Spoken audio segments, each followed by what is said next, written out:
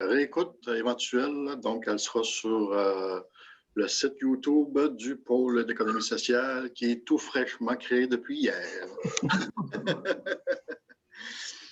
Donc, bienvenue à cette conférence sur les obligations communautaires. C'est quoi les obligations communautaires? Bon, on va le voir dans le cadre de notre formation, de notre conférence d'aujourd'hui. C'est un outil de développement qui est très intéressant. C'est des titres de créances et qui ont des caractéristiques semblables à des obligations, mais soit par une valeur nominale, une échéance, une rémunération, taux d'intérêt, etc. Elles sont accessibles à tous, mais peuvent être émises uniquement par des organismes à but non lucratif. Donc, sans plus tarder, je vous présente M. Charles Gagnon du Chantier de l'économie sociale. Alors, bonjour à tous. Ça fait... OK, pardon. On attendait une... Pardon. Il y a un CA du chantier en ce moment même. Il y avait une élection au conseil exécutif, puis on attendait le résultat. Est-ce que le résultat est rentré? Le résultat vient de rentrer. Parfait, super. Pour l'information de tous, Laurent Lévesque est président du chantier maintenant, à partir de la dernière minute. OK. Bon, donc, ça vient de changer de président au chantier. Alors, on l'a en primeur avant tout le monde. C'est ça, effectivement. Alors, c'est pas... voilà. OK, obligation communautaire, hein? Pas vie démocratique au chantier. C'est ça.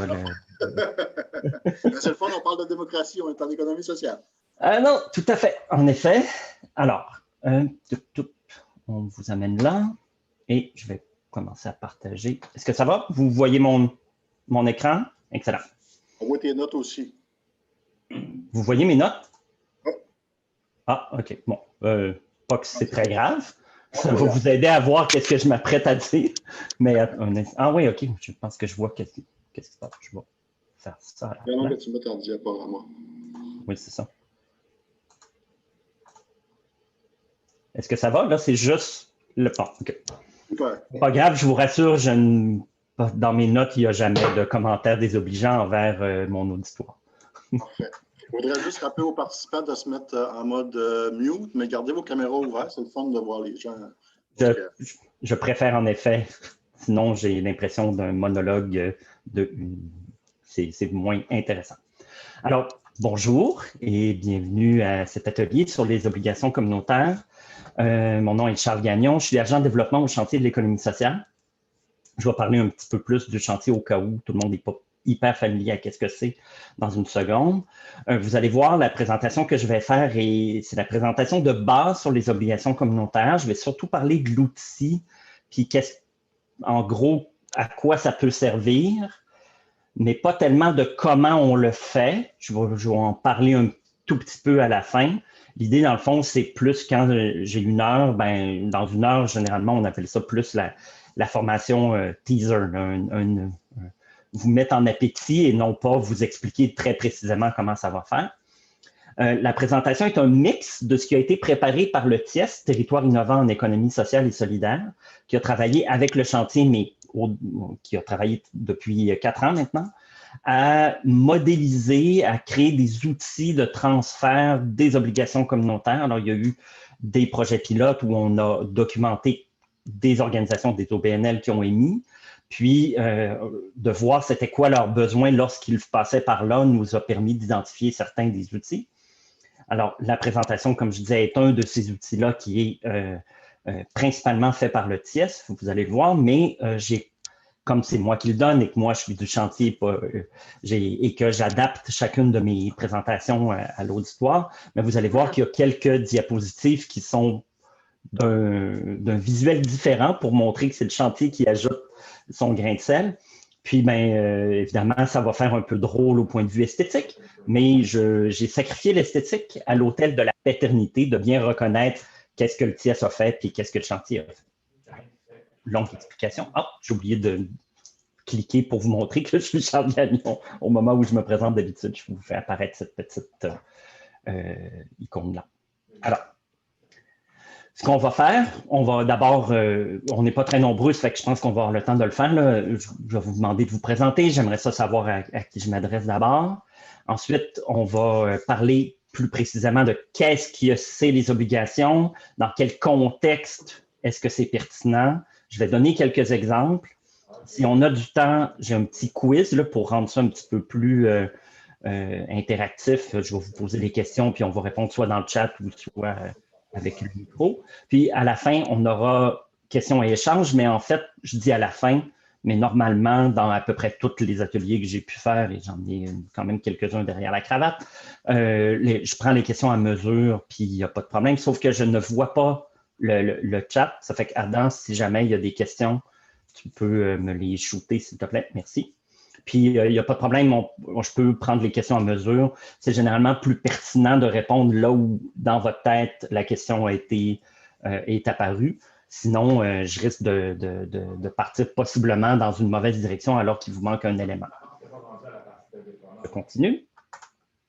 Alors, le chantier, c'est l'Organisation nationale de promotion et de développement de l'économie sociale. On est partenaire privilégié du gouvernement en matière d'économie sociale, ce qui veut dire que, en tout reconnu par la loi sur l'économie sociale comme telle, ce qui veut dire que quand le gouvernement a une politique publique qui a un effet sur l'économie sociale, on est particulièrement consulté.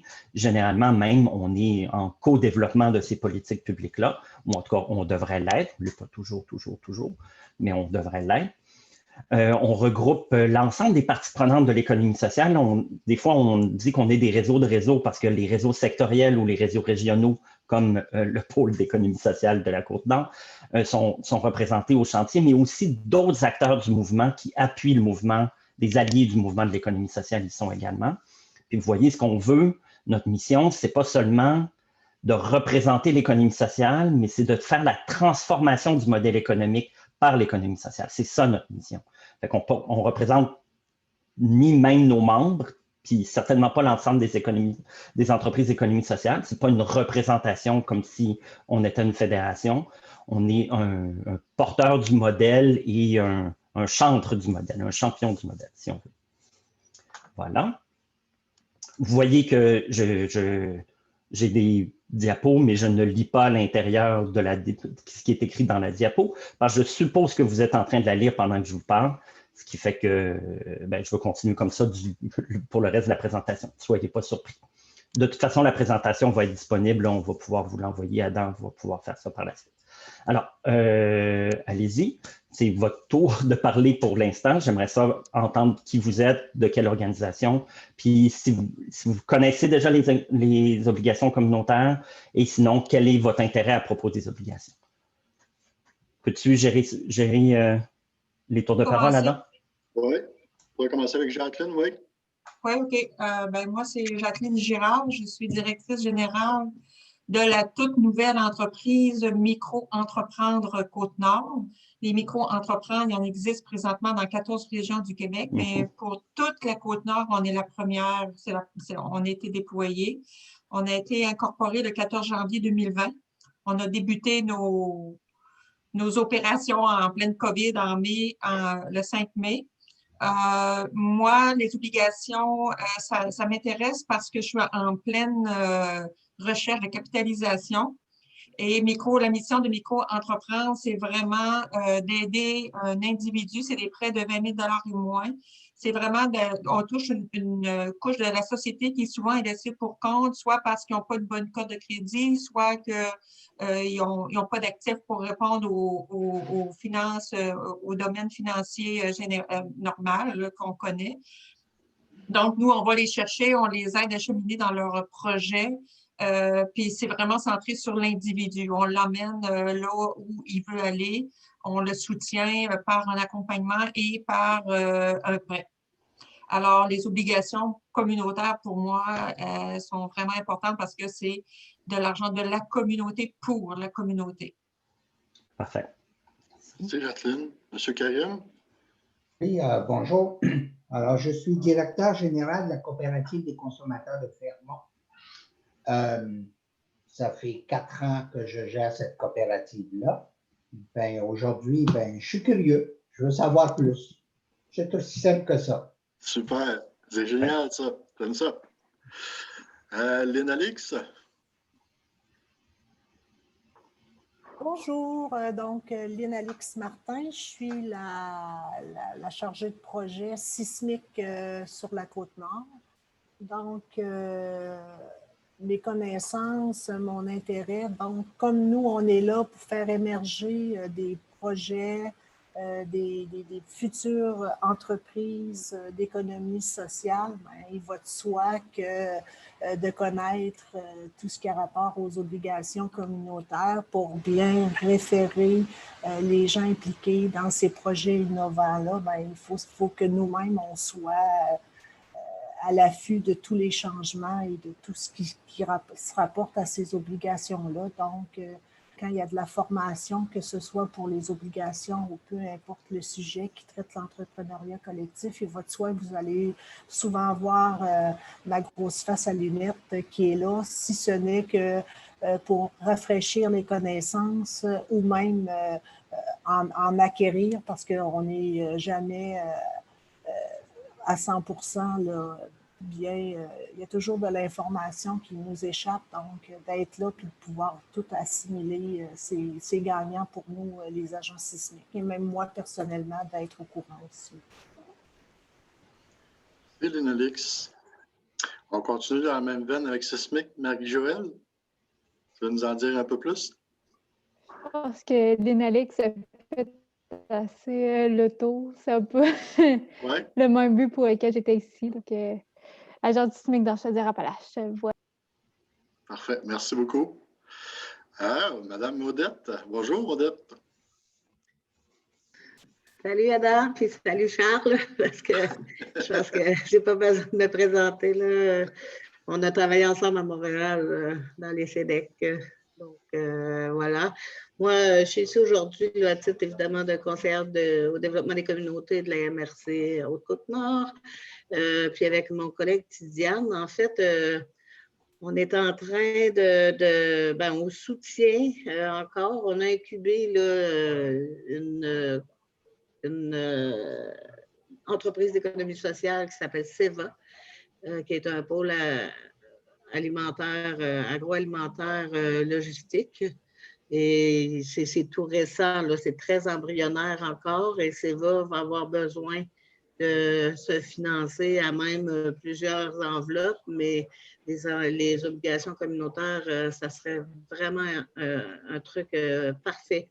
Et là, j'ai lu sur le TIES et tout, j'ai vu ce que Marie-France Bellemare a fait et tout par rapport à ça, mais je ne possède pas encore assez la chose pour la partager avec mes collègues. Donc, c'est ça sur quoi en tout cas, je voulais voir un peu aujourd'hui, puis peut-être qu'on va pouvoir partager la présentation et qu'on pourra la refaire auprès du conseil d'administration de SEVA et compagnie. Donc, voilà, c'est là qu'on est. Puis mon collègue Tidiane va pouvoir en dire autant. Merci, Odette. Doris, Madame Doris de Rochette, elle n'a pas de micro et pas de caméra. Madame Rochette, elle est directrice au Cité des bâtisseurs, qui est un groupe de ressources techniques pour l'implantation des bâtiments. Tu as l'air au fait, Charles. Bon. En GRT. C'est bon. Coop et OBNL d'habitation. Oui. Puis on a notre ami Tidiane. Je ne sais pas s'il est à l'écoute présentement. Il a fermé sa caméra. Oui, je suis à l'écoute. Parfait. Oui. Tu peux te présenter un peu? Un petit peu. Bonjour. Ouais. Voilà, c'est ça. C'est correct. Voilà. Je vais essayer de le garder intéressé. Oui, c'est ça. Je ne peux pas me quitter là. Bon, en fait, comme Odette l'a dit, moi, je suis chargé de projet. Je travaille sur le système alimentaire durable au niveau de la Haute-Côte-Nord. Donc, comme Odette l'a dit, dans le cadre de SEVA, donc on travaille avec des communautés. Et du coup, il est toujours nécessaire d'aller chercher des financements par-ci, par-là. Donc, il est important également de savoir l'aspect procédurier, tout ce qui est demandé. Donc, dans ce cadre-là, peut-être, je pense que les obligations communautaires pourront nous servir dans ce sens-là aussi. Ben, moi, personnellement, je n'ai pas eu des connaissances là-dessus, mais c'est une manière aussi d'apprendre par rapport aux obligations communautaires. Oui. Donc c'est ça, en fait. Parfait. Merci, étudiant. Ben, parfait. Est-ce que ça fait le tour, Adam? Oui, ça fait le tour. OK, super. Ouais. Parce que là, je vais rapetisser mon icône avec vos visages et je vais recommencer. Voilà. Alors, la partie sur les obligations communautaires. Alors, les obligations, qu'est-ce que c'est d'abord? C'est vraiment ça qui est important. C'est il faut voir ça, c'est un titre de créance, c'est-à-dire que c'est un document, un titre comme les actions. Les obligations, là, vous connaissez tout ça. Les obligations dépendent du Canada ou du Québec, à Placement Québec. Ce sont des obligations. C'est un titre émis par une organisation qui est un titre dans le sens de c'est échangeable en théorie. C'est pensé dans le marché financier, un titre comme étant un bien, mais qu'on ne ressent pas, là, qui est généralement exprimé par un papier, mais qu'on peut techniquement échanger, rééchanger, puis s'échanger comme à la bourse. Bon, je ne vous propose pas que les obligations communautaires, c'est oublier la bourse, là, on passe vraiment au contraire très loin de ça. Mais l'idée, c'est un titre comme les titres échangeables à la bourse. Les sociétés par action ont des actions. Les coopératives ont des parts. Ce sont deux titres.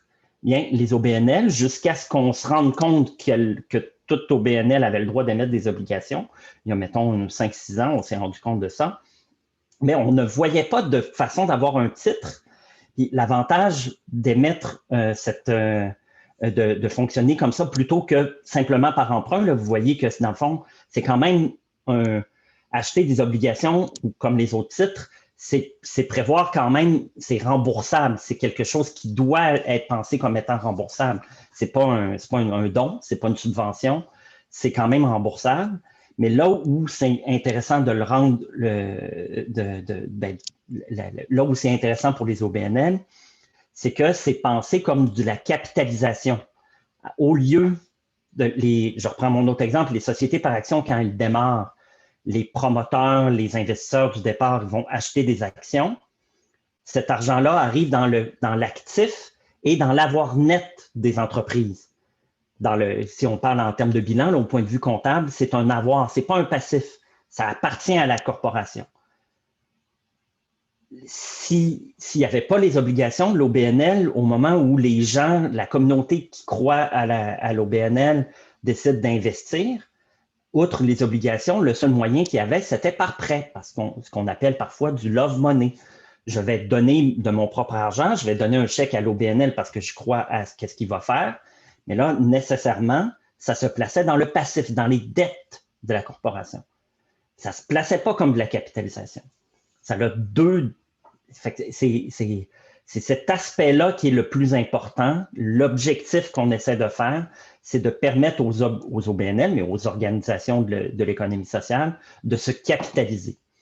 Vous allez voir plus loin là, à quoi ça peut servir de se capitaliser. Il y a un effet en chaîne. Là. Non seulement on se capitalise, mais en plus, c'est plus facile d'aller chercher d'autres sources de financement quand on a ça.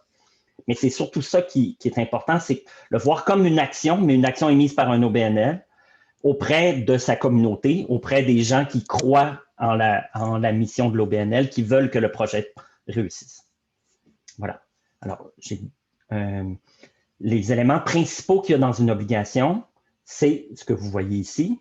C'est d'abord, il y a une valeur nominale, le montant par obligation. Alors, le titre, mettons, peut être de 1000, de 2000, de 500, de 5000, ça n'a pas d'importance, mais il y a un montant qui est prévu par obligation même, par titre, par émission, pas par émission, ça c'est l'ensemble de ce qu'on émet.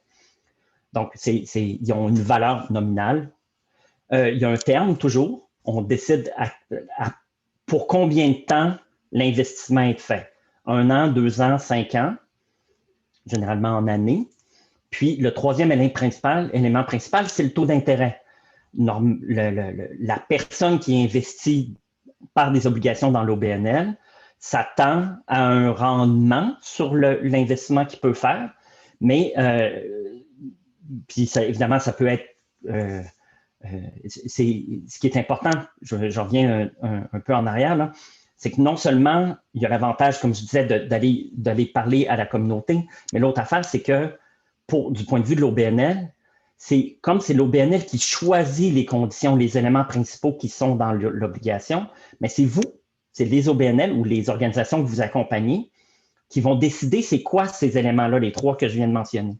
Ce qui fait que si vous dites, moi, j'ai besoin pour que le projet fonctionne de ne pas offrir plus que, par exemple, 2 % d'intérêt, mais que vous savez que votre communauté serait quand même intéressée à investir malgré ces conditions-là, malgré 2 % plutôt que, mettons, 4 ou 6 %, bien, on est capable de faire matcher les intérêts des uns avec les autres et de dire, ben moi, j'ai plus que 2 % d'intérêt, c'est moins intéressant d'utiliser ce moyen de financement-là. Et je vais quand même trouver 50 personnes qui vont m'acheter des obligations à 500. Donc, ça va bien, il y a vraiment une rencontre des intérêts de cette façon-là. L'avantage, comme pour résumer, l'avantage pour l'OBNL, c'est que c'est elle qui fixe les conditions. Alors que si tu vas à la banque, je pense que vous savez que c'est rarement vous qui fixez les conditions, même quand c'est à une caisse populaire ou à la Caisse d'économie solidaire de Jardin, ou à la limite, même, Jacqueline, tu me le diras, mais vos produits financiers à micro-entreprendre, il n'y a pas une immense négociation sur les conditions non plus. Vous avez probablement des produits, mais peut-être le taux d'intérêt est adapté au risque ou quelque chose comme ça, mais reste que normalement, ce n'est pas l'OBNL lui-même qui dit, ben moi, je prends ça et il faut que ça soit tel taux d'intérêt ou tel terme. C'est plus formaté de la part de l'autre. Fait que ça, c'est la grande différence qui, du point de vue de l'obligation, de l'OBNL, devient un avantage parce que vous choisissez ces conditions-là. Alors, à quoi ça ressemble une obligation? Bien, c'est ça. Ça, c'est un exemple d'une des organisations qui a déjà émis des obligations, le Cinéma du Parc à Montréal. Alors, vous voyez que, outre les éléments principaux que j'avais déjà mentionnés, bien, dans le fond, ce qu'on voit, c'est le nom de la personne qui est titulaire de l'obligation, combien d'obligations cette personne-là détient, parce que si une personne en a acheté 3 ou 4, bien, on l'écrit, on n'émet pas 4 certificats différents, on en émet un seul, la valeur nominale, le taux d'intérêt, je l'ai mentionné. Puis, vous voyez, à la toute fin, il y a également, quelquefois, les obligations, il y a des conditions optionnelles, je préfère l'expliquer de cette manière-là, des caractéristiques supplémentaires qu'on peut ajouter aux obligations, qui, dans certains cas, pour les obligations communautaires, c'est des conditions optionnelles qu'on va recommander, mais qu'on n'a pas nécessairement besoin de comprendre dans le détail aujourd'hui. Je vais vous les mentionner, d'ailleurs, je vais tout de suite passer là, à ma prochaine. Et il y a différentes caractéristiques optionnelles qu'on ajoute ou pas aux obligations. Je peux vous les présenter un peu, mais ça m'est arrivé dans le passé là, que les gens ne comprenaient pas une des options de ces affaires-là, puis qu'on passait beaucoup de temps à essayer de faire comprendre ce morceau-là, alors que c'est optionnel. Si jamais vous allez vers une émission d'obligations ou si vous accompagnez une organisation qui émet des obligations, il existe des outils, je vais en parler à la fin, là, je vais vous mentionner les outils qui existent. Ça va vous permettre de mieux comprendre, puis vous allez de mieux comprendre ces options-là, puis pourquoi est-ce que dans quel cas c'est pertinent, puis dans quel cas ça pourrait l'être moins. On n'a pas besoin de comprendre ça aujourd'hui. Alors, je peux quand même vous les mentionner, mais il faut que je... En fond, Charles, oui, les obligations, les valeurs nominales, est-ce que peuvent varier ou non? L'idéal, c'est d'avoir une obligation, disons qu'un OBNL décide de mettre des obligations. Bon, on se dit, OK, on émet des obligations de 500 $, puis bon, si vous en voulez plus, bien, vous en achetez 2, vous en achetez 3, ou il n'y a pas de prix minimum. OK, c'est bon. Je vais répondre, mais je pense que la réponse est oui, mais avec ma prochaine diapo, je pense que je vais plus répondre. Là, j'ai parlé de l'obligation elle-même, mais le contexte de l'obligation, c'est que c'est le contexte de l'émission d'obligation. Du point de vue de l'OBNL, il se dit, ben moi, j'ai un projet. J'ai un projet qui d'acheter tel équipement. Ça me prend absolument un camion réfrigéré, par exemple. Bon, ça coûte, je dis n'importe quoi, là, ça coûte 30 000. Je sais que le camion réfrigéré va me permettre d'augmenter mes revenus de X, ça n'a pas beaucoup d'importance. Mon exemple, je n'ai pas besoin de chiffrer mon exemple tant que ça, là. Et donc, ma capacité de remboursement va être telle que je peux emprunter auprès de la caisse, d'une caisse populaire ou d'une institution financière normale. Mais vu les conditions qui m'obligent, à avoir, bien, je ne réussirai pas à le rentabiliser ou ça va me mettre trop en danger. Ou même, l'institution financière me dit, ben, ça ne m'intéresse pas de te financer à 100% pour l'achat de ton équipement parce que ben, tu n'as pas de mise de fonds à mettre.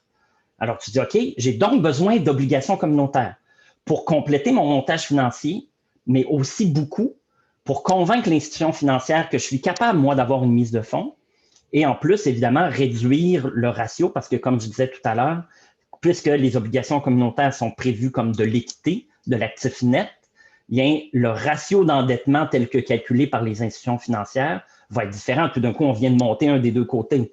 Fait que le ratio, les institutions financières ils font le calcul de l'endettement face à l'actif net ou de l'endettement face à l'actif tout court.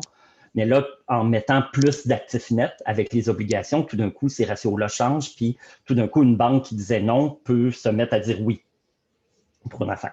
Fait que là, on dit, je continue mon exemple, je peux emprunter 20 000 pour le camion réfrigéré, je vais viser une émission d'obligation de 10 000.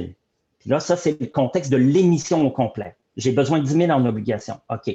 Qu'est-ce que je connais des gens qui sont ma communauté, qui sont les potentiels acheteurs investisseurs de ces obligations-là? Bon, leurs moyens sont assez limités, donc je suis peut-être mieux de leur prévoir des obligations à 500, puis ceux qui sont capables de mettre 2500, 3000, ben, ils en achèteront seulement plusieurs. Par contre, c'est un effet de choisir à 500, c'est que quelqu'un peut dire, je serais capable 1000, mais comme le minimum, c'est 500, puis que je veux montrer que je supporte, je vais juste faire 500. Et il y a une balance, c'est un produit, il faut le penser, produit comme dans toute chose quand on est dans un projet plus commercial, un couple produit et clientèle. Il faut penser à qui sont les gens qui achèteraient, puis leur fournir un produit qui va les intéresser. Mais toujours en visant l'exemple qui est au tableau, c'est 30 000, là, mais toujours en visant mon émission. Fait que c'est possible de dire, ben, mes obligations, je vais faire deux types d'obligations. Je vais en faire une à 500, par exemple, sur 3 ans, et une à 2000 sur 7 ans. C'est tout aussi possible, ça aussi. Exactement comme les obligations. Les compagnies font des obligations de différents types. Bien, des obligations des actions, mais on peut faire des obligations avec les OBNL de la même façon en les taillant. Et là, tu peux dire, bon, ben, j'ai de la cliente, des membres de ma communauté qui ont les moyens plus modestes, je vais leur offrir des obligations à 500 pour qu'ils puissent m'aider quand même, puis se sentir investis de ma mission, puis savoir qu'ils m'ont aidé, qui ont aidé l'OBNL, moi l'OBNL, pas moi Charles Gagnon. Mais aussi, j'ai une partie par exemple, un appui de mes partenaires corporatifs, les compagnies du coin, peu importe, des partenaires, des fournisseurs. Mais eux, je ne veux pas leur offrir des affaires à 500, ils vont s'en tirer à 500 un peu trop facilement. Je vais leur offrir des obligations à 5 000. Puis là, au total, je vais en vendre 2, mais ça va me faire 10 000, puis je vais en vendre 10 à 500, puis au total, ça va me faire 15 000. C'est comme ça qu'il faut penser au moment de l'émission. Est-ce que, j'imagine, ça répond à la question que tu as posée, Adam, mais ça fait partie du contexte de l'émission d'obligation. Pas seulement qu'est-ce que c'est une obligation, mais qu'est-ce que c'est une émission d'obligation. Une question? Vas-y. Oui. Oui. Au niveau fiscal, est-ce que ceux qui prennent des obligations ont un avantage fiscal? Pas en tant que tel. Au sens où, s'ils reçoivent, d'abord au point de vue de la fiscalité, s'ils reçoivent suffisamment, s'ils reçoivent plus de 50 $ par année en intérêt, ils doivent déclarer. Puis l'OBNL est obligé de faire un relevé, j'oublie le numéro, là, mais un relevé X pour montrer que la personne a des revenus d'intérêt. Mais reste qu'il n'y a pas d'avantage fiscal de type REER, parce que j'imagine que c'est ça la question, là. Il n'y a pas comme tel d'avantage de type REER, mais ça ne serait pas impossible. Mais il faudrait que l'OBNL lui-même réussisse à s'entendre avec son institution financière pour rendre son émission éligible à un REER. On a essayé de convaincre la Caisse d'économie solidaire de nous faire quelque chose at large. Puis pour l'instant, ils n'ont pas trouvé le moyen d'y trouver leur compte à eux. Parce que généralement, les émissions sont relativement petites. Puis il y a quand même beaucoup d'émetteurs, beaucoup d'investisseurs de nombre de personnes. Fait que ça fait beaucoup de gestion pour eux, puis peu pour pas tant de montants qu'ils auraient à gérer. Fait qu'on n'est pas encore au point où on est capable d'avoir un vrai deal, mais la porte n'est pas fermée du tout. La caisse, ce qu'elle dit, c'est « ça serait intéressant, j'aimerais beaucoup le faire, mais tant que je ne sais pas quel volume est-ce que on pourrait avoir potentiellement, ben je ne m'embarque pas nécessairement. » Okay. Ça répond à la question? Parfait. Avantage fiscal. Si l'OBNL est un organisme de charité, il peut, au moment où il émet ses intérêts, il peut proposer, c'est super important qu'il propose, est-ce que tu veux recevoir tes intérêts et donc j'émets un chèque, ou est-ce que tu es prêt à me donner tes intérêts? Et dans ce cas-là, ça me prend un écrit précis qui me dit « je donne mes intérêts » qui aurait été de, mettons, 50 $, ça n'a pas d'importance, et à l'OBNL XYZ. Puis là, il y a une trace du don comme étant un don pour pouvoir émettre un reçu de charité en échange. Mais là, c'est dans le cas où c'est un organisme de bienfaisance et ça, on ne peut pas le faire à l'avance. C'est interdit mais c'est pas interdit, c'est non opposable. C'est un terme juridique pour dire que c'est pas si quelqu'un se promet au moment de l'émission et je vais te donner les intérêts, il pourrait quand même dire donne-moi-les. Puis l'OBNL ne pourrait pas dire ah, mais tu m'avais promis que tu allais les faire, ça fait que j'y garde. Tu n'as pas le droit. Il pourrait quand même exiger d'avoir le paiement des intérêts. C'est donc pas interdit au sens où on ne va pas en prison parce qu'on a signé un contrat comme ça, mais ça n'a pas de valeur. Tu ne peux pas forcer la personne à te donner les intérêts d'avance. Par contre, au moment où on émet, mettons 6 mois avant l'échéance, on peut dire, est-ce que tu es prêt à me donner, tu avais dit que tu étais peut-être intéressé à me donner les intérêts, à me faire un don contre reçu de charité. Bien, est-ce que là, ça serait le moment de le concrétiser? Puis là, ça devient acceptable. C'est ce que nos avis juridiques nous disent en passant là. Je parle, mais ce n'est pas moi qui parle. On a fait faire des avis juridiques derrière pour pouvoir répondre à ces questions. D'autres questions à ce stade-ci? Excellent. Alors, je continue. Vous avez vu les conditions qui se rapportent à l'obligation même, mais aussi beaucoup au contexte de l'émission. À quoi ça sert? Dans quel délai on va vous rembourser, vous, investisseurs? Puis c'est quoi mon plan? Qu'est-ce qui me fait dire que je vais avoir assez d'argent à terme pour vous rembourser? Ma stratégie de sortie, pour ceux qui connaissent ce terme plus du point de vue financier. Alors, j'ai déjà embarqué dans le contexte et les détails, ça ne me surprend pas. Fait que ce qui est important, c'est de voir la mécanique entre le projet de l'OBNL, sa communauté, puis les partenaires autour du projet, les partenaires tout court, puis les partenaires financiers en particulier. Je l'ai déjà mentionné, une des choses, c'est que quand on arrive, si tu as un projet à te faire financer en tant qu'OBNL, puis tu vas voir ton institution financière, elle va te demander une mise de fonds dès le départ. Ça se peut que tu l'aies, tant mieux. Si tu ne l'as pas, les partenaires financiers de l'économie sociale ont tous accepté de considérer les obligations communautaires comme une mise de fonds. Ce n'est pas obligatoire parce que, au point de vue comptable, c'est quand même vu comme une dette. Mais les partenaires financiers ont dit, moi, quand j'analyse un dossier en économie sociale, je vais l'accepter comme du capital, comme une mise de fonds. Et je l'ai mentionné précédemment, en plus, ça donne un effet levier, en fait. C'est que comme notre actif net monte, bien, on peut s'endetter un peu plus selon les ratios que les institutions financières vont voir. Mais surtout, le principal objectif, le principal intérêt dans l'ensemble de ces structures-là, je ne l'avais pas mentionné encore, c'est que imaginez si vous êtes un partenaire d'un projet puis qu'on vous dit « Ah, moi, j'ai une super bonne idée », puis vous dites « C'est vrai que l'idée est bonne. » Fait que peut-être que je serais prêt à investir dans ton idée. Je suis un partenaire financier, là. Mais que ça, c'est un cas. Mais imaginez l'autre cas où la même personne vient avec le même projet puis qu'elle dit « Et en plus, j'ai trouvé 100 personnes qui m'ont donné 500 $ chacune, qui ont investi dans mon projet. » Quand toi, en tant que partenaire, tu es en train d'évaluer c'est quoi les chances de succès de ce projet-là par rapport au premier que j'ai mentionné, c'est super facile de voir à quel point le deuxième projet a fait la preuve qu'il répond à un besoin puis qu'il y a une communauté derrière. Non seulement c'est une bonne idée, non seulement il y a des belles prévisions puis un bon plan d'affaires, mais il a déjà réussi à mobiliser du monde, mais pas juste, oui, je les ai mobilisés, j'ai fait une rencontre dans un sous-sol d'église, puis ils se sont pointés pour entendre parler du projet. Mais quand je leur ai demandé de sortir leur chéquier, ils l'ont sorti. Ils m'ont donné de l'argent alors que le projet était juste à l'état de projet. Fait que ça vaut mieux que n'importe quelle étude de marché de pouvoir faire ça. Imaginez surtout dans un milieu non urbain. C'est facile de voir que ces gens-là qui ont cru au projet, quand ça va être le temps d'aller acheter les biens ou les services offerts par l'organisation, ben, ils vont se sentir déjà part, ils vont être engagés dans cette organisation-là. Fait que manifestement, s'il y a un pépin ou s'il y a besoin d'un support de la communauté, c'est très facile de voir que les gens vont probablement encore être là. Fait que le rond qui est là, c'est pour montrer toute la confiance que ça fait lorsqu'il y a des obligations communautaires. Puis c'est l'effet principal qu'on veut aller chercher. C'est pour ça qu'on parle d'obligations communautaires, puis pas juste d'obligations tout court.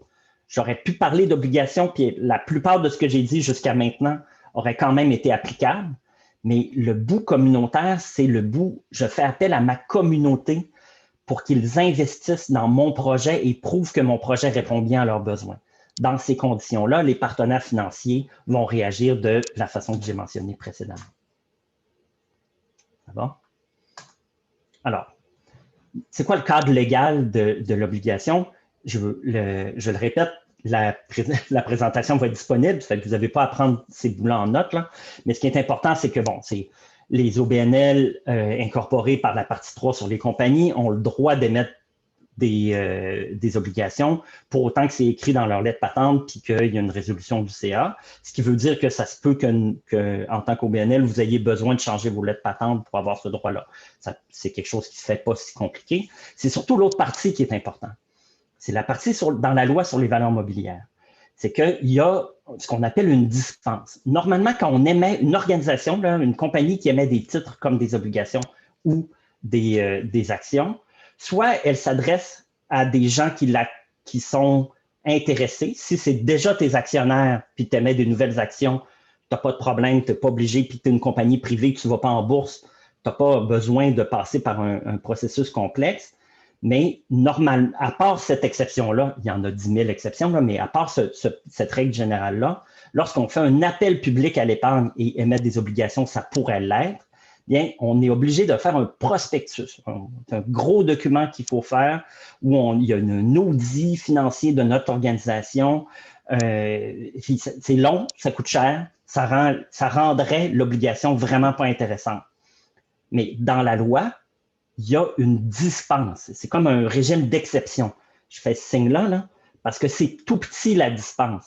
Mais dans ce cadre de la dispense, on est dispensé de faire le prospectus. On est dispensé de s'inscrire comme courtier. Puis, non, ça vous l'avez lu.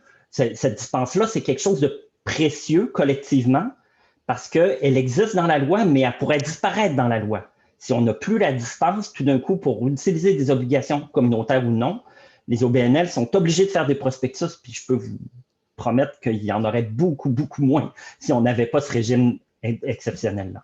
Ce qui fait qu'il faut que chacune des obligations, des émissions d'obligations, reste dans un cadre où on respecte toute une série de principes. D'abord, respecter la loi, évidemment, mais même une série de principes pour s'assurer que l'autorité des marchés financiers ne vienne pas se mêler puis dire, ben moi, je vais restreindre ou faire disparaître complètement la dispense, un cas qui serait, qui enlèverait toute l'utilité à notre outil. Alors, ce qui est super important là-dedans, donc, c'est de s'assurer qu'il n'y a aucune rémunération liée au placement. Ce que ça veut dire, c'est que ça peut quand même être un employé de l'OBNL qui le fait, dans le cadre de son travail normal, mais il ne peut pas être rémunéré en fonction du nombre d'obligations qu'il vend, donc à commission. Personne ne doit être payé à commission pour vendre des obligations. Le deuxième, c'est s'assurer qu'on ne vend, qu'on ne propose que les obligations de notre propre organisation. Ça ne doit pas être présenté d'une manière « Ah, c'est un bon placement, c'est un bon investissement. » Non, non, non, non. Mes obligations, voici ce qu'elles sont. Si ça t'intéresse, signe ici. Si ça ne t'intéresse pas, moi, je n'ai aucun conseil à donner. Je ne peux donner des détails que sur mon obligation.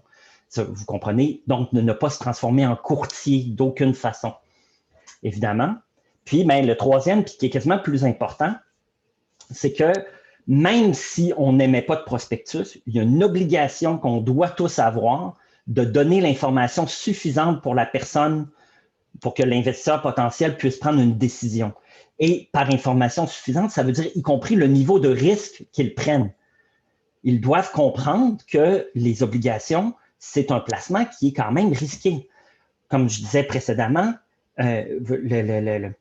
pour que ça soit vu comme du capital, ça veut dire que si jamais on va à la dissolution de l'organisation, les créanciers hypothécaires se payent en premier. En fait, ce n'est pas vrai. Le gouvernement se paye en premier. Ensuite, les créanciers hypothécaires. Ensuite, les créanciers normaux. Et ensuite, là, les détenteurs d'obligations communautaires pourraient se payer si jamais il reste d'argent rendu là. Normalement, dans un cas d'une faillite, ça fait longtemps qu'il n'en reste plus dans cette séquence-là. Il faut que les gens se rendent compte de cet élément-là.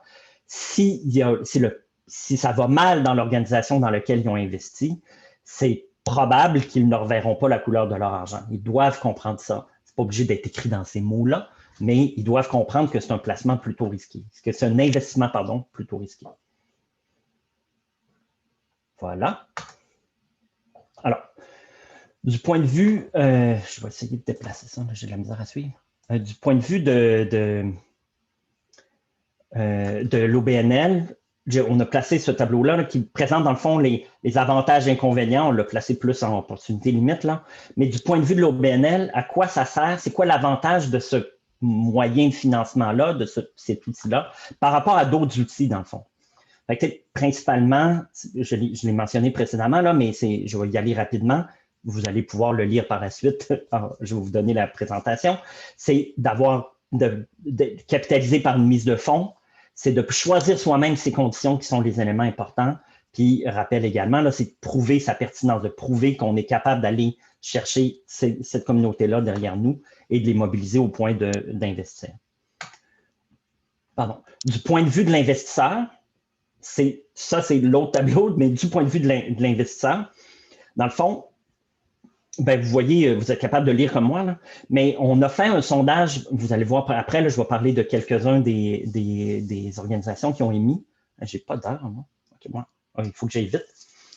Je ne trop loin, Charles. Tantôt, tu parlais d'équité au niveau de la finance solidaire. Est-ce que Investissement Québec ou d'autres organisations comme la banque ou autres voient aussi comme l'équité ou… Pas les banques. En fait, quand je parle des partenaires financiers de l'économie sociale, je parle de ceux qui sont à Cap Finance, une organisation qui fait comme la concertation des acteurs financiers de l'économie sociale. Ça veut dire, évidemment, le risque réseau d'investissement social du Québec, la fiducie du chantier de l'économie sociale. Ça, c'est des choses qu'on a mis sur pied nous-mêmes. On s'entend qu'ils sont d'accord. Mais également la Caisse d'économie solidaire, Desjardins. Mais Desjardins, ça peut être plus compliqué dans chacune des caisses, mais officiellement, Desjardins l'a accepté en haut. Mais ils nous ont dit, si jamais il y a une mise à misère dans une caisse locale, parlez-moi, là, essentiellement. Fonds d'action, le Fonds de solidarité FTQ, puis Investissement Québec. OK, bon, c'est bon. Mais une banque, la Banque Royale, on n'a aucune idée. En théorie, on pourrait leur fournir la documentation pour les convaincre, mais ils ne se sont pas engagés à essayer que ça soit possible. Alors que les autres, j'ai nommé Desjardins, mais ça se pourrait aussi qu'un analyste d'Investissement Québec dise « Ah non, moi, je ne le considère pas de même. » Dans un cas comme celui-là, je ne peux pas promettre ce cas-là, mais je peux promettre d'en parler à Investissement Québec qui va refaire passer l'information. Mais peut-être qu'il va être trop tard pour l'OBNL. Ça, je ne peux pas… On s'entend, il n'y a pas de mécanique où c'est moi qui interviens dans chacun des dossiers. Là. Ça n'existe pas. OK, merci. OK, je vois l'heure, ça fait que je vais aller beaucoup plus vite, je pense. Fait que je vais sauter sur les intérêts, vous l'avez devant nous, mais les intérêts du point de vue des investisseurs eux-mêmes. Je vais sauter également sur une comparaison des obligations communautaires sur d'autres formes de financement participatif, mais juste pour dire que ça en fait partie. Le crowdfunding, Financement, ben, Financement participatif, oui. Oui, c'est ça. Je cherche, il y avait un troisième terme, mais... Sociofinancement. Merci. Sociofinancement, merci Odette. C'est pareil, mais c'est un peu différent. Là, il y a des ressemblances et différences, mais je vais tout de suite aller aux autres affaires. On a des outils, là, vous voyez, je les présente, mais je vais vous les ressortir après, inquiétez-vous pas. Mais il y a des outils pour vous accompagner tout le long d'une émission. Puis là, je présente ce bout-là pour dire qu'avant de dire « Ah, c'est super intéressant, je vais le faire », il y a un des outils, là, il y a un des livrets du guide qui a été produit par le TIES qui vous prépare et qui vous fait poser les bonnes questions. Est-ce que c'est vraiment pour moi? Est-ce que je suis prêt? Puis est-ce que c'est vraiment pour moi? C'est deux choses complètement différentes. Ça peut être un bon élément pour financer un projet ou une partie d'un projet, mais on n'est pas prêt parce que j'en ai pas de communauté à mobiliser ou j'en ai pas encore, en fait, on s'entend. Ou parce que mon CA est peu intéressé à ce type et ne m'appuiera pas nécessairement, puis eux-mêmes ne deviendront pas des gens qui vont faire valoir leur propre réseau de contacts pour aller en chercher. Fait que c'est pas nécessairement idéal de le faire comme ça parce que les obligations, c'est super puissant, mais c'est très énergivore. Je dois l'admettre, là. Tous ceux qui ont émis nous ont bien dit à quel point ça prenait quand même beaucoup de temps le faire. Puis, probablement beaucoup de temps aussi de le gérer par la suite parce que c'est du 1 à 1.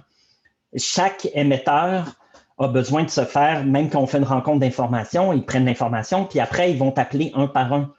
Puis, ben, ils vont avoir donc, c'est 15, c'est 20, c'est une demi-heure par personne, une fois. Elle revient, elle réfléchit, elle repose peut-être des questions par courriel la semaine d'après. C'est beaucoup de temps à émettre des obligations. Il faut donc être certain que c'est pertinent dans ce cas-ci et qu'on ait les ressources pour le faire, en plus de savoir qu'on est prêt au point de vue pratique. Là. Ensuite, bon, je l'ai mentionné, on a des outils pour voir si vous êtes prêt ou non. Sans en est un. On a un outil d'autodiagnostic qui existe. Puis, ce qu'il faut voir, c'est qu'on a, parmi les outils, on a un outil qui va accompagner, là, qui vont mettre la marche à suivre jusqu'à l'émission, mais pas seulement jusqu'à l'émission, parce que les obligations communautaires, ça ne se termine pas une fois que, OK, c'est beau, j'ai émis mes obligations, tout le monde les a achetées, tout va bien, j'ai plus rien à faire. Parce qu'en cours de route, par exemple, si on l'a mis sur un terme de 2 ans, 5 ans, il va se passer bien des affaires. Puis ces investisseurs-là, ils ont besoin de recevoir de l'information de manière régulière, qu'ils soient membres ou non. En passant, je ne l'ai pas mentionné, là, mais ça n'a pas de lien avec la gouvernance. Là, ça n'est pas obligé d'être un membre. Ça peut être un membre, mais ce n'est pas obligé de l'être. Il y a besoin quand même, on a besoin de leur donner de l'information, sinon ils ont l'impression qu'on les oublie complètement. Puis, ben, c'est possible que cette personne-là demande un remboursement, ou décède, c'est déjà arrivé, il y a eu un décès à gérer, ce qui fait qu'il y a quand même du temps à mettre pour la gestion pendant que ça se passe. Puis évidemment, il est rendu à terme, mais il faut prévoir le remboursement. Le remboursement ou vérifier combien parmi les investisseurs souhaiteraient refaire une autre ronde de réinvestissement puis juste renouveler si cette caractéristique-là a été prévue. Donc, les outils pour aller plus loin, parce que je veux aller vite aux exemples. Il y a un guide qui a 5 livrets, c'est vraiment très bien fait, c'est le TIES qui l'a fait. Il est facile à trouver sur le site du TIES, puis il va être encore plus facile à trouver à partir de janvier, février, dans l'autre site web qu'on va lancer, qui va s'appeler l'Ampli, tant qu'il n'est pas sorti, il n'y a pas de nom encore. L'Ampli qui va parler de l'ensemble des sources, des moyens de financement participatif. Le sociofinancement dont je parlais tantôt, les obligations, puis les parts pour les coopératives. Puis ça va s'adresser à la fois aux investisseurs potentiels, aux organisations qui peuvent émettre et aux accompagnateurs ou partenaires financiers. Fait que ça va viser assez large. Dernier élément, surtout pour les accompagnateurs qui sont ici, là, il y a également une communauté de pratique sur Passerelle où des accompagnateurs qui ont déjà eu à faire avec des obligations ou qui pensent le faire peuvent se joindre. C'est un accès restreint sur Passerelle. Là. Je prends pour acquis que tout le monde connaît Passerelle, sinon ça c'est toute une autre présentation que je ne peux pas faire. Et c'est une communauté web, une passerelle, une plateforme d'échange d'informations / communauté de pratique sur des sujets variés, mais tout en, mettons, communautaire, économie sociale, mouvements sociaux, là. c'est assez large. Des gens disent c'est comme le Facebook, mais juste entre nous autres. Voilà. Fait que là, il y en a une dédiée pour les OC dans le sens d'obligation communautaire et non pas d'organisateur communautaire. Bon, j'essaie d'aller à mes exemples. Je vais au moins avoir le temps d'en traiter quelques-uns. Super. Alors, le premier, le cinéma, le Grand Costumier. Je regardais la prochaine. Le Grand Costumier. Le Grand Costumier, c'est l'organisation, un OBNL, évidemment, qui a reçu en don le fonds de costumes de Radio-Canada quand Radio-Canada a décidé qu'il allait déménager et qu'il ne voulait plus s'occuper de ses costumes pour toutes les productions passées qui étaient là. Vous le savez, Infoman se sert du fonds de costumes, maintenant du Grand Costumier, mais auparavant de Radio-Canada, à plusieurs reprises dans l'année. Alors, ils ont reçu ces costumes-là. Leur modèle d'affaires, dans le fond, c'est de louer les costumes aux productions extérieures, Radio-Canada ou non maintenant, qui ont besoin des costumes. Mais il y a plusieurs de ces costumes-là qui étaient en mauvais état. Pour être capable de réaliser sa mission, il avait besoin de faire de la réfection, de la réparation de plusieurs costumes. Puis, ils ont émis des obligations pour financer la réfection, pour être capable de payer le salaire de ceux qui font la réfection. Mais comme ça augmente leur stock, en fait, de qu'est-ce qu'ils peuvent louer, mais ça augmente leurs revenus puis leur notoriété. Puis, ils ont émis des obligations pour ça. Vous voyez les caractéristiques qui sont ici. Je ne vous les nomme pas, vous les avez lues. Deuxième, vous l'avez mentionné, vous l'aviez vu aussi, c'est le cinéma du parc. Le cinéma du parc, c'est géré par le même OBNL. Non, c'est pas vrai. L'OBNL, le cinéma du parc, c'est un cinéma de genre à Montréal. Mais le CA de l'OBNL du cinéma du parc, c'est aussi le même CA que le cinéma Beaubien, pour vous replacer ceux qui ne savent pas exactement comment ça fonctionne. C'est une organisation montréalaise. Les premiers qu'on a accompagnés étaient tous à Montréal, mais vous allez voir, j'ai des exemples non montréalais qui s'en viennent. C'était pour une des salles avait besoin de réfection.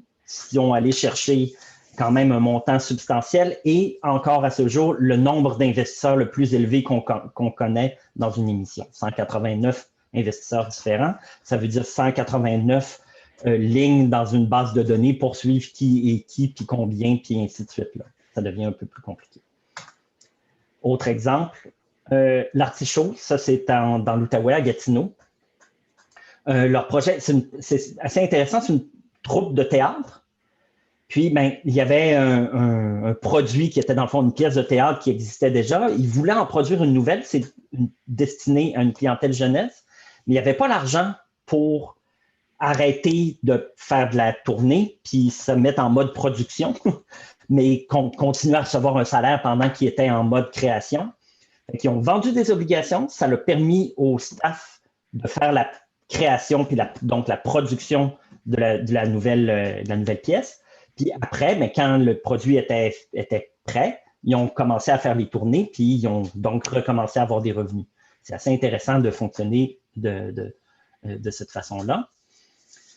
Puis je pense que ça a tellement bien été qu'ils sont en train de prévoir une deuxième émission pour un autre circuit de production.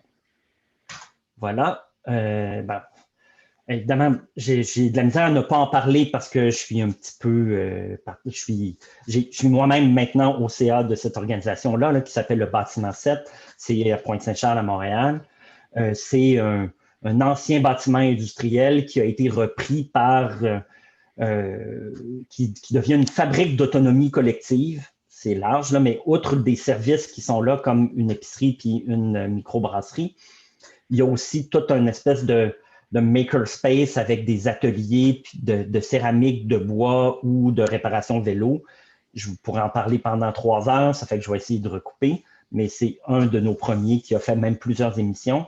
Cas particulier, il y a une deuxième émission où il a été donné à un seul investisseur. Là, un investisseur institutionnel, en fait, un fonds de retraite à quelque part en Ontario, que quelqu'un connaissait par personne interposée puis qui était intéressé à acheter une obligation de 25 000. Parmi le bâtiment 7, il y a une organisation qui s'appelle Le Détour, qui est l'épicerie, en fait. Alors là, eux ont fait appel à la communauté pour aller chercher leur premier stock. Ce que ça a permis de faire, c'est ce qu'ils ont rempli en fruits et légumes dans le magasin au départ avait été financé, non pas par un emprunt auprès d'une banque, mais par les obligations communautaires. Je me rends compte que je n'ai pas mis tous mes exemples non montréalais. J'ai beaucoup d'exemples montréalais au travers. Je n'ai pas d'image, mais je peux vous parler d'un ou deux autres non montréalais si ça vous intéresse, où on fait un quiz, où je prends des questions. Adam? Je pense qu'on pourrait aller vers plutôt des questions. Ouais, peut-être qu'il est là, il est 13 heures. On pourrait aller vers des questions plus pointues, quelqu'un qui veut se lancer. Oui, Jacqueline. Est-ce qu'il existe des choses pro forma, des formulaires pro forma pour les obligations? Oui. On ne les rend pas disponibles sur notre site Web directement. On préfère les donner à des accompagnateurs une fois qu'on leur a parlé, mais on a ce qu'on appelle des gabarits, des formulaires où il reste à remplir, évidemment, là, mais pour chaque morceau, une trousse d'un investisseur, le certificat d'obligation, le document d'information qui est plus un 2 pages, un 3 pages où on propose des informations aux investisseurs. On a ça, mais comme je disais, on ne pourra pas le trouver sur le site Web. Même sur le site Web L'Ampli, il ne sera pas directement disponible. On préfère que les organisations elles-mêmes ne viennent pas nous les chercher, mais passer par un accompagnateur. Pourquoi est-ce qu'on fait ça? Parce qu'à cause de la dispense. Si on facilite trop l'émission par un OBNL qui le fait sur ses propres bases, pas accompagné ou mal accompagné, elle risque de le faire d'une façon qui sort du territoire de la dispense et qui, non seulement elle-même s'expose à une poursuite de l'autorité des marchés financiers, puis ce qui est déjà catastrophique, on s'entend, pour les investisseurs comme pour l'OBNL lui-même, mais qui a des conséquences pour l'ensemble de l'économie sociale, des OBNL qui pourraient être intéressés à utiliser ce modèle-là. Fait que pour essayer d'encourager les bonnes pratiques, on préfère fonctionner comme ça en ne les mettant pas complètement disponibles, mais on les a sous la main. Donc, ça veut dire que si micro-entreprendre décide de se tourner vers les obligations communautaires, il va y avoir quelqu'un de chez vous qui nous accompagne, c'est ça? OK. Quelqu'un va vous accompagner puis il va avoir les documents.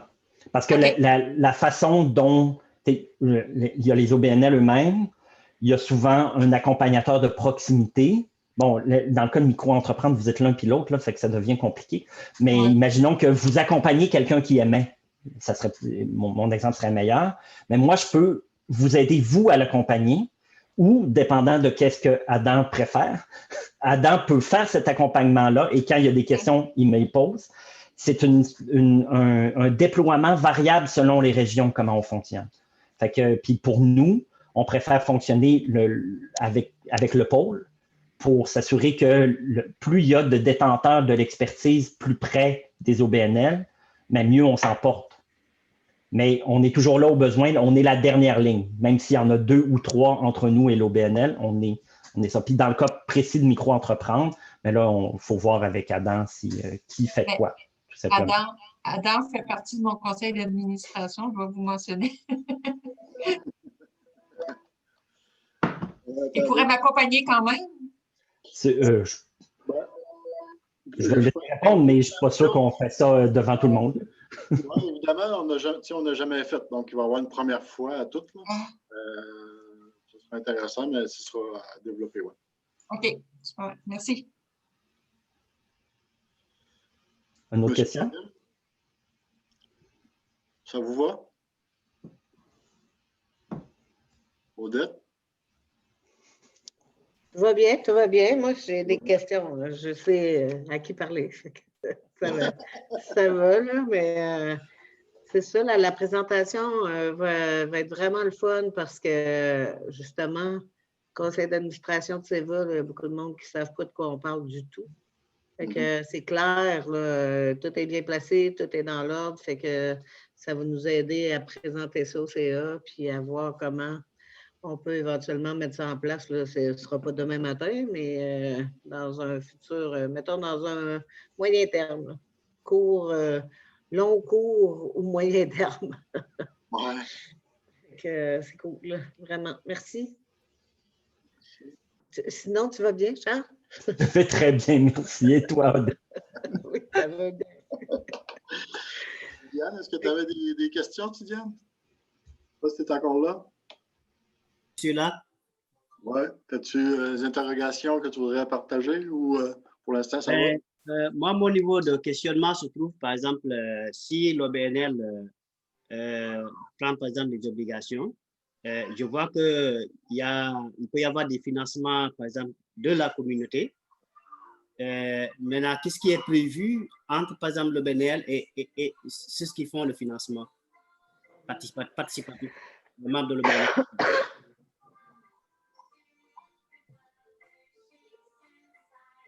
Je veux dire, qu'est-ce qui est prévu en termes d'intérêt surtout? OK, oui. En fait, chacun des organisations choisit son taux d'intérêt en fonction, comme je disais, de ce qu'elle prévoit comme capacité de remboursement, mais en même temps, tout aussi important, qu'est-ce qu'elle pense que la communauté veut ou jusqu'où est prête à aller. Mais là, bon, ça, c'est la réponse macro. Dans la réponse, dans les données, là, on a quand même une vingtaine d'émissions qu'on connaît, puis qu'on a suivies, puis qu'on connaît les conditions. La plupart sont à 2. Il y a vraiment la moitié à peu près sont à 2%.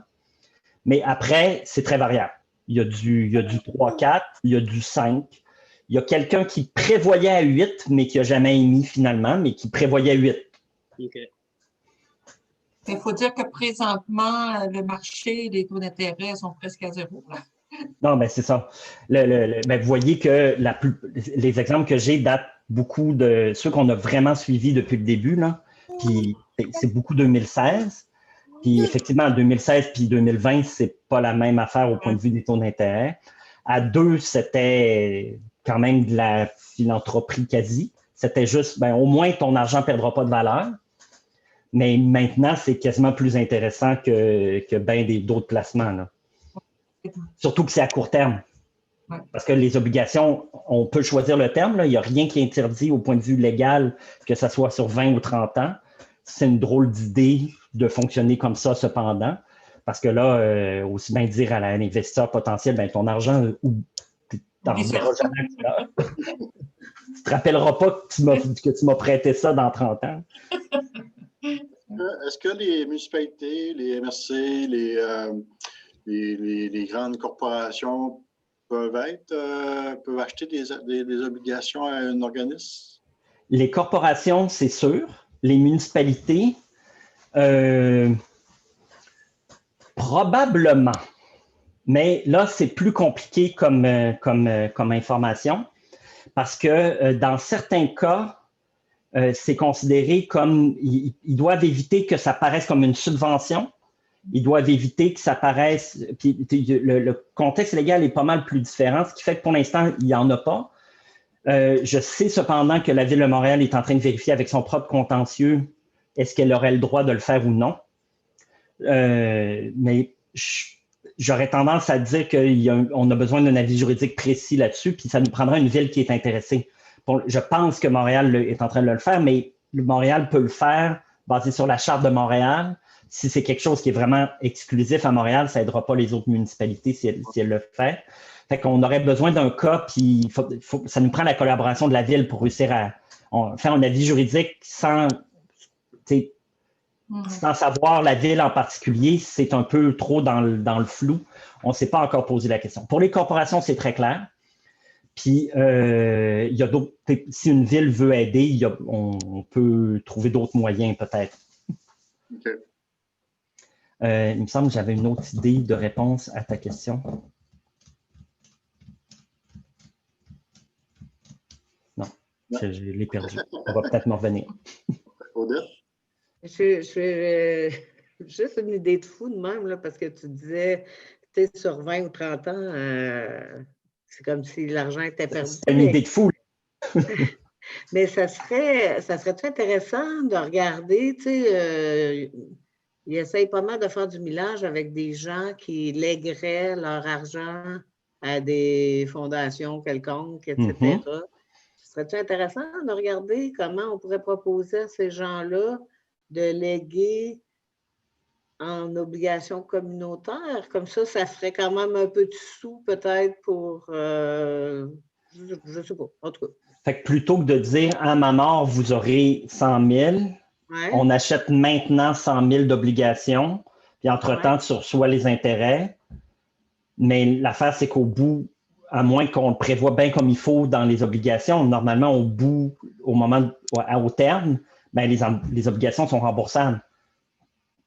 En tout cas, je ne sais pas comment ça, mais il me semble que ça pourrait être une avenue. On n'a jamais pensé à ça comme un des moyens. Parmi les choses, ben, vas-y. Non, c'est juste que c'est toi qui m'as fait penser à ça Okay. en disant ça. Ben, je ne sais pas combien de temps les gens ont, là, parce que là, je m'apprête à lever une idée qui risque d'être... mais si les gens veulent rester, moi, ça ne me dérange pas. Il y a un cas que j'ai délibérément retiré de la présentation parce que généralement, ça allonge, puis je veux être sûr d'avoir au moins eu une chance de finir dans le temps qui m'a été imparti. Mais je l'ai dit, les obligations, c'est un investissement qui est risqué du point de vue de l'investisseur parce qu'elles ne sont pas en tant que telles garanties, sauf quand elles le sont. On a 2 cas où, parce que c'était dans un immeuble, ils ont réussi à trouver une structure juridique qui ont permis d'avoir les obligations garanties par hypothèque sur l'immeuble qui allait être acquis par l'ensemble du montage financier. Fait que ça se peut, ça se fait, c'est plus compliqué évidemment, mais c'est un cas où tout d'un coup, l'obligation, d'ailleurs, là, je ne parle plus tant d'obligation communautaire quand c'est rendu là. Ouais. Parce que c'est plus tant une capitalisation comme les actions, puis être vraiment, je suis la communauté qui soutient, puis qui est la dernière à partir. Mais là, si on le met dans les obligations, je ne suis pas la dernière à partir. Je suis le premier à partir si jamais ça ne fonctionne pas. Là, je suis garanti au même titre qu'un hypothécaire. C'est vraiment 2 cas particuliers, puis surtout le premier qui est en exemple, je trouve, qui est important de vous mentionner. C'est le Jardin des Cocaignes, c'est à Fredericksburg, en Estrie ou en Montérégie, en tout cas à mi-chemin entre les deux. Montérégie. Merci. OK. C'est qu'il y avait un terrain, c'était un projet de terre bio, j'imagine. Là, je ne me rappelle pas exactement du détail, là, mais c'est de l'agriculture. Puis le terrain était à vendre, mais il était à vendre il y avait 1 mois, je pense même moins d'1 mois pour réussir à se porter acquéreur de l'immeuble. Il n'y avait pas le temps de faire un plan d'affaires puis de réussir à faire la tournée de l'ensemble des financiers pour être capable d'attacher dans le délai l'immeuble. Par contre, il y avait plusieurs personnes, les promoteurs eux-mêmes étaient des gens qui avaient des ressources, disons, et ont tous acheté des obligations dans l'OBNL, mais ils le faisaient, ils ne voulaient pas perdre. Fait qu'ils ont pris un système légal pour avoir une garantie sur l'immeuble, mais le but, ce n'est pas que ça soit comme ça pour toujours. C'était juste en attendant. Fait que là, je pense que c'est 6 mois, là, pendant 6 mois, cette obligation-là roule avec la garantie, mais l'idée, c'est une fois que le plan d'affaires a été fait puis que le vrai montage financier passe, mais on va dégager, on va rayer cette hypothèque-là qui a été prise sur les obligations, ce qui fait que la Caisse populaire ou n'importe quel autre prêteur va pouvoir quand même investir dans ce projet-là de la même façon que les autres. C'est un élément important parce que la Caisse ne prêtera pas si elle n'est pas au premier rang de l'hypothèque, là, vous le savez bien. Puis là, ces obligations-là, pour l'instant, elles sont au premier rang. Mais l'idée, c'est de les radier puis de refaire quand même un scénario classique. Fait que c'est comme un flip ou un bridge qu'on est en train de faire, un prêt de pont. Ouais, ça doit être bien attaché puis bien pensé. Hein? J'ai une dernière question.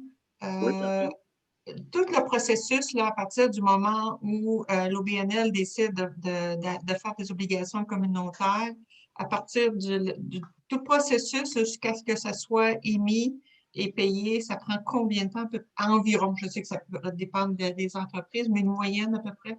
Là, on parle de l'émission et non pas pendant le délai puis que ça est rendu à terme. Là. C'est Non. bien ça la question? OK. Oui. Ça a de 3 à 6 mois. À peu près. OK, c'est bon. Parfait. Merci beaucoup. En tout cas, moi, je vais être obligée de me déconnecter là, parce que j'ai autre chose. Mais vraiment, ça a été génial, votre présentation. Je vous remercie infiniment. Et je remercie aussi Adam de m'avoir donné l'opportunité de pouvoir assister à cette présentation. Ça fait plaisir. Merci, Jacqueline.